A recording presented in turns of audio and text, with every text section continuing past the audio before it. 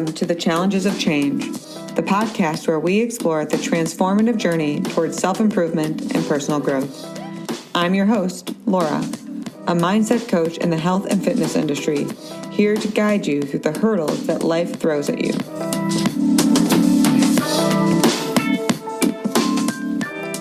In each episode, we'll delve into practical strategies and insightful discussions to help you manage stress, regulate your emotions, upgrade your mindset, and ultimately reclaim your sense of worth.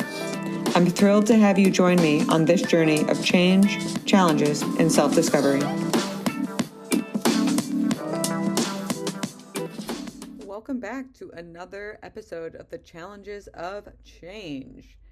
And today might sound a little different because inspiration found me while I was driving, and it was so potent and such a thing that I commonly run into with clients that I leapt at the moment and said, you know what, fuck it, we're going to do it in the car. But the audio sounds a little different, so bear with me, but enjoy the ride. Okay, I want to talk to you about the contradiction between our wants and desires. A lot of times we wake up and we think we want one thing. Maybe it's a bigger house, nicer car, better job, better relationships, you name it. We think we know what we want, but there's a misunderstanding in a lot of it between understanding like what we think it will be, our assumption of what a nicer car, better relationship, bigger house, whatever, what that experience will be like for us, versus the journey to get there. So, for instance, let's look at bigger house or nicer car. Both of those kind of come with an assumption of you might need more resources, more money, more stability to be able to afford those things. Make sense? Okay, so what will the bigger house or the nicer car do? Maybe it'll make you feel proud or successful or happy. Make sense? Okay, so then if we go backwards, all right, I want to work towards this bigger house and nicer car because of those assumptions. So let's get to work. So we get to work, but the very nature of the work that we're doing isn't in alignment with those sensations. It's grinding, it's stress, it's exhaustion. And so we work, and we kind of create this goal of bigger house, nicer car, and then we get it. And for a moment, yeah, it feels nice. We're proud of ourselves, and then we move the line. And part of that's a hedonic treadmill, but it goes even further. So, like, that's one simplistic example. But let's take it a little bit deeper. We want to have a meaningful life, a purposeful life, but we also want to feel happy. We want to enjoy our lives. So we'll say affirmations in the morning, we'll meditate, we'll do certain things to try and improve our mood. But to have a meaningful and purposeful life, that's not void of hard emotions or negative feelings. And when we're pursuing something, be that a nicer car, bigger house, or a more meaningful or purposeful life, the dissonance between what we think it is, we associate a meaningful life, a purposeful life with pleasure, not realizing the importance and value of the hard emotions and this kind of muddy moments of life, which is actually where meaning and purpose are truly created. So it creates this conflict, really, between what we think we want based on what we think we will get from that versus the journey and what that encompasses in order to get there. So I always go back to like fitness examples because I feel like it's such a applicable understanding that people have. If you make a goal of setting a marathon because you want to test your perseverance, you want to see how determined you can be, you want to get your grit on the line, right? Okay. There's also an understanding of that you're going to have to run a lot, you're going to have to train in a specific way, you're probably going to have to fuel your body and eat in a specific way, there's going to be a specific type of recovery that's going to be required. All of that is kind of unspoken but understood because it's a one set goal of run a marathon. Okay, so what is that? What is the training? What is the fuel? What is the recovery when it comes to a meaningful life, to a purposeful life? It's not always being happy. It's not avoiding conflict or trying to be perfect or people pleasing. None of that is actually what is a meaningful life. A meaningful life involves regret. A meaningful life involves conflict. A meaningful and purposeful life involves challenge and letdown and all of the hard emotions, because that's where a lot of our lessons are learned. And that's when we really think about it. Like, I was on a call last week with one of my corporate clients, and there was about 10 of us on the call, and I was listening to this executive group of people, not complaining, but like telling me some of the challenges in their life, and they were all kind of talking and venting about the resistance they were experiencing towards the challenges they had in their lives, which were all associated with their goals and pursuits of what they wanted to build in their life. And after like the seventh person said something, I kind of giggled, and they're like, what? And I was like, listen, I've worked with all of you one-on-one and in the group setting, so I have a lot of confidence saying this, but your frustration and exhaustion, super real, super valid, not minimizing that at all. But I want you to zoom out and actually consider why it's there and what you're fighting against, because I think you might see you're fighting against yourself and your desires. You guys say you don't want it to be this challenging, but the moment you don't have a challenge, all of you have created and manufactured your own unique set of challenges because you're someone who enjoys a pursuit. You're someone who enjoys a challenge. It's probably why you're an executive to begin with. So then why are you resisting the effort? Why are you making the journey of pursuit more taxing? Is it as taxing as it is? Is it that you're not pacing yourself? Is it that you're not conscious of your needs? Is it simply how you're viewing it because you don't understand this is what makes you feel alive? And one of the guys, his eyes kind of lit up, so I called on him. I'm like, I saw your eyes pop. What came to mind? And he was like, makes me feel alive. You're 100% right. That's exactly what's happening to me. Like, when I don't have a problem to tinker with, my wife literally gives me a problem to tinker with because I drive her insane. Like, I'm someone who feels alive and feels valuable, not to other people, but to myself when I have a challenge and a problem that I'm solving for. So it makes me wonder, to your point, am I resisting what makes me feel alive? And that was kind of like the rest of where our conversation went for this coaching call. But that's what I want to pose to you, because sure, we all would like a bit more ease in a handful of different things. And I'm totally there with you. But I don't think we're always aware or are even intentionally looking for the journey. What are we not seeing?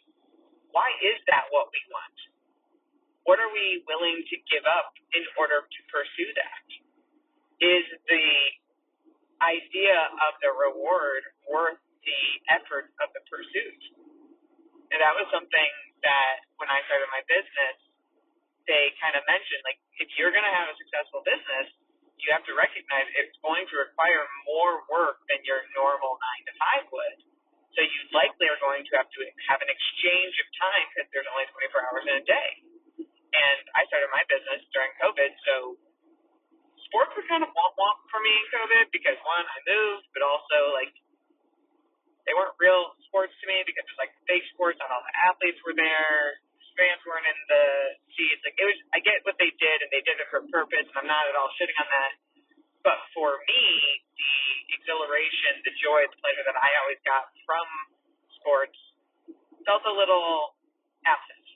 So when I was looking for a way to get more time that wouldn't take away from things I wasn't willing to lose, like time with my husband, time for my health, that was kind of where I shifted. And all the hours I spent watching sports are now typically invested in my business. Sure, I obviously follow my teams, but that was an exchange that I was comfortable making. And I think that's what we can look at. Where are we wasting time, and where can we align our pursuit?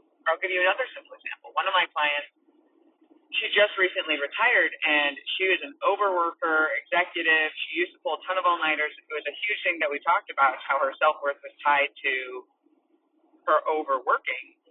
And then now she's retired. The dream, everything she's waited for, everything she's anticipated, she couldn't wait. It was finally here.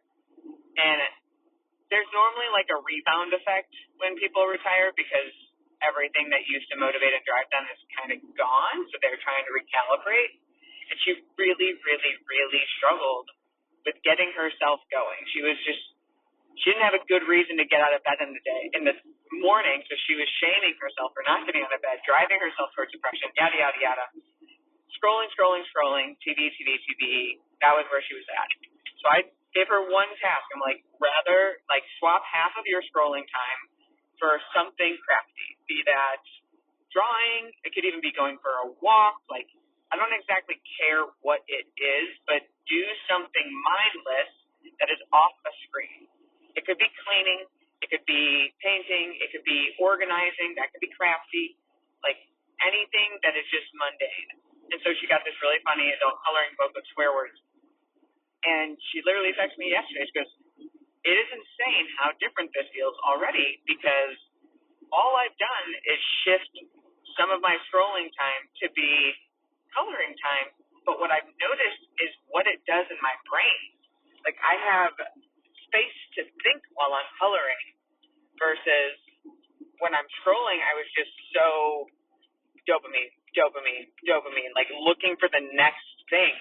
When I'm coloring, it's still mindless. There's nothing really going on for me, but I feel like my brain's doing something, if that makes sense. And I was like, it makes perfect sense, which is exactly why I encouraged her to do it. So she was looking for some efficiency, something to get her going, and what she really needed was space. But do you see how the dissonance in that thought? She thought she needed something productive, when really she didn't need something productive. So we think we want these things. We think we need these things, but we don't understand why, what it's curing, or the cost of the pursuit. And then that leaves us exhausted, frustrated, stressed because we think we are the problem, as in how we're looking at the wrong thing, or we need to work harder. But sometimes we're just operating with the wrong equation.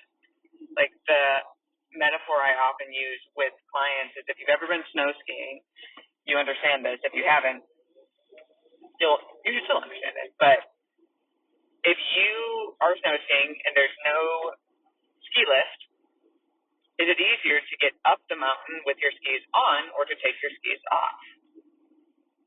Most people who have snow skied would say, I mean, it's sucky either way, but probably easier with your skis off, and that's true. But what we tend to do is we keep our skis on and we tell ourselves, I just need to try harder. And then we slide down the mountain and we just need to try harder. Maybe we just have the wrong system. Maybe we have the wrong equation. So as we're getting ready to, set new goals, start the new year, that's what I challenge you to think about. To think about, what are you currently pursuing? Why is it meaningful? What is it going to actually give you, both in resources, but also in feelings, joy, meaning, purpose, etc.? What might you lose or have to give up some time contributing some time to in order to achieve that? And how are you going to feel if it doesn't align? If what you think you're going to get isn't actually what you're going to get? If we're all doing our best here, but that is the simplest way to get out of our own way, is to recognize where the false equations are in our life, where we're pursuing something, not realizing the conflict between our experience in the pursuit of the reward, and the conflict between what we expect we need versus the reality of who we are and how we want to be. The answer to all of our happiness lies within curiosity in ourselves and understanding and noticing these dissonant behaviors, but we can't do anything if we're not willing to pay attention. So that's my challenge to you. Let me know what you learned.